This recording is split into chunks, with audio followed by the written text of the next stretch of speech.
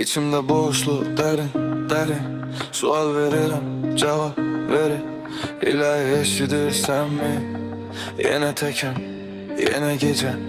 İçimdə yalnızlıq hissi derin. Sanki nəfəsimdə mənə yatdı qərib. Nə günah eydim, arada azdım. Öz kölgəmdən belə qaçdım. Bilmirəm bu hissə hansı səbəbdir. Güldüyüm anlarda belə içim qəmli. Adam içində də adamdan ayrı. Gözüm gülür, ürəyim qaranlıq yarım. İlahi ürəyimdə min dənə söz, dilimdə susqunluq, gözümə düz bax. Yıxılıb qalxmağı sən məndən yaxşı bilirsən, bilirsən axı. İlahi yerlərin, göylərin sahibi sənsən. Dilləri, sirləri biləni sənsən. Bu aciz həyatda yalnızlığım var. Bu acı gerçeğin biləni sənsən. Yerlərin, göylərin, göylərin sahibi sənsən. Dilləri, sirləri biləni sənsən. Bu aciz həyatda yalnızlığım var. Bu acı gerçeğin biləni sənsən.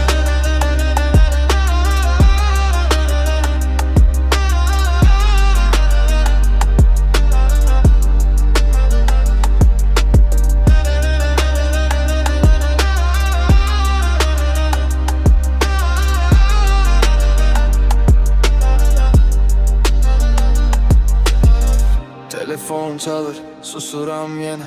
Söhbət çox amma mən yoxam içində. Səslər keçir yanımdan anaxın kimi. Heç kim toxumur, keçir ruhumun içindən. Gecələr divarla danışıram sakit sənə. Yazdığım dualar gizli kağızda. Bəzən elə bilirəm tək mən eşidirəm. Cavabın səsində gizlənib yağış damlası da. Məni buraxma, sükuta salma. Bir işarə yetər ürəyim anlaya. Yırtılmış qəlbimdə qalan son parça. Adını pıçıldayır, səni çağırır əslə.